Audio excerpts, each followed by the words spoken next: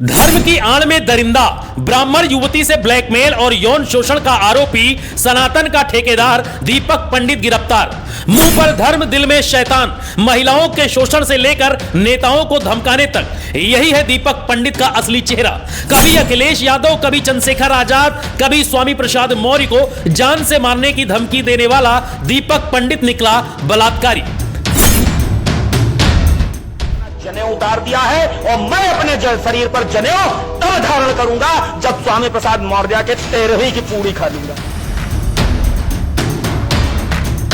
तो Gauriganj toll plaza पे MP police के द्वारा जबरन गिरफ्तार कर लिया गया। ये बहुत ही निंदनीय घटना है एमपी पुलिस के द्वारा। इस चेहरे को ध्यान से पहचान लीजिए, ये वो चेहरा है जो सोशल मीडिया की दुनिया में खुद को सनातन धर्म का रक्षक, संस्कृति का ठेकेदार और जातीय गौरव का पैरोकार बताता था। लेकिन इस मुखौटे के पीछे छिपा था एक खूंखार दरिंदा, एक शातिर अपराधी। मध्य प्रदेश पुलिस ने इसे गिरफ्तार कर लिया है। नाम है दीपक दीक्षित, जो खुद को दीपक पंडित या दीपक इंद्रवाल बताता है।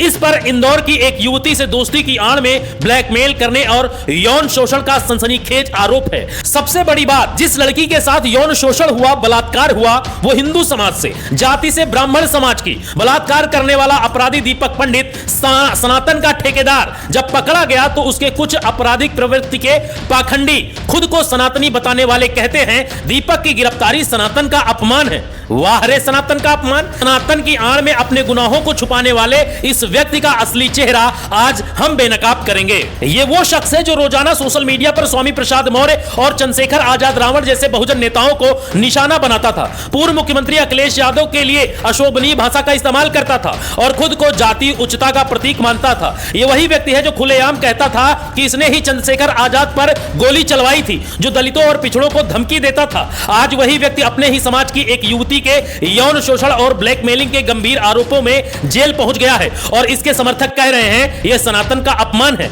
मतलब आप यौन शोषण करो, लड़की से छेड़छाड़ करो, उसके साथ गंदा काम करो, ब्लैकमेल करो और जब वो आरोप लगाए और आप जेल जाएं तो इसे सनातन का अपमान बताएं। वाह रे धर्म के ठेकेदारों। धर्म के ठेकेदारों का यह दोहरा चरित्र क्यों? जब यह कुकर्म कर रहा था तब कहां गया था सनातन?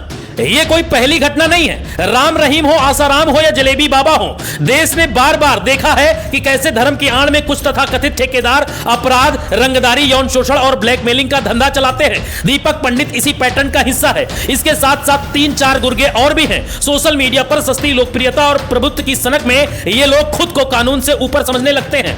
मध्य प्रदेश से आई ये खबर उन तमाम लड़कियों के लिए एक चेतावनी भी है जो सोशल मीडिया पर धर्म रक्षक के मुखौटे वाले लोगों पर आसानी से भरोसा कर लेती हैं।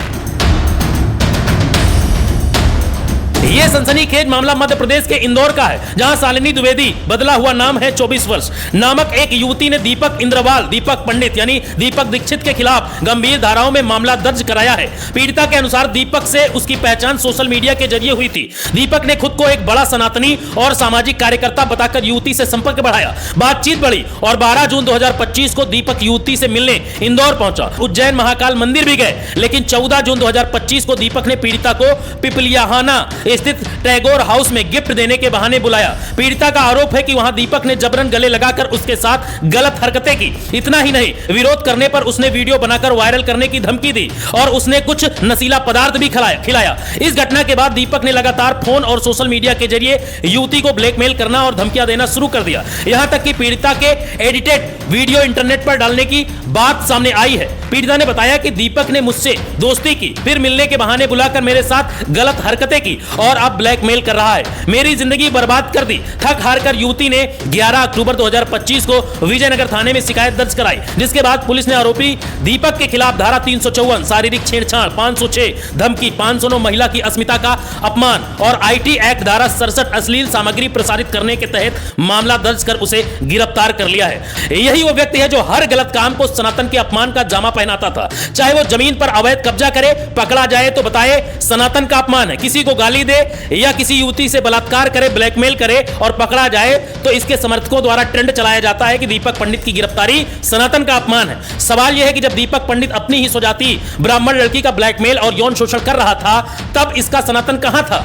क्या धर्म और अपराध और चरित्रहीनता के लिए एक ढाल बन सकता है। मैं ब्राह्मण समाज के लोगों से पूछना चाहूंगा, जो भी इसके समर्थक हैं, क्या आज ब्राह्मण समाज की बिटिया के साथ इस दरिंदे ने जो गलत किया है उसके आप सनातन का अपमान समझेंगे, या आज आप उस लड़की के साथ खड़े होंगे जिसके साथ इसने नशे की गोली खिलाकर गलत काम किया है? तो यह है उस दरिंदे का असली चेहरा जो खुद को पंडित और सनातन रक्षक कहता था। धर्म की आड़ में अपराध करने की यह मानसिकता देश की युवा पीढ़ी और महिलाओं के लिए सबसे बड़ा खतरा है। मध्य प्रदेश पुलिस ने तो कार्रवाई कर दी, लेकिन अब यह समाज को तय करना है कि वो ऐसे तत्वों को धर्म का ठेका क्यों और कब तक देता रहेगा। फिलहाल पुलिस मामले की तकनीकी जांच कर रही है और पीड़िता को न्याय का इंतजार है। अंत में मेरा सवाल यह है कि क्या इस अपराधी को ब्राह्मण समाज अपना मसीहा मानेगा या फिर इस व्यक्ति को समाज से बहिष्कृत करेगा? क्या उस बहन को न्याय मिलेगा जो ब्राह्मण समाज की बेटी है? मध्य प्रदेश की इस बेटी के साथ कितने सनातनी खड़े हैं, आज ये देखने की बात होगी। अगर आज इस बेटी के साथ आप नहीं खड़े हुए और जातिवाद के नाम पर इस अपराधी का बचाव या इसके समर्थन में आते हैं, तो कल आपकी बेटी के साथ भी कोई सनातन की आड़ में ऐसा ही करेगा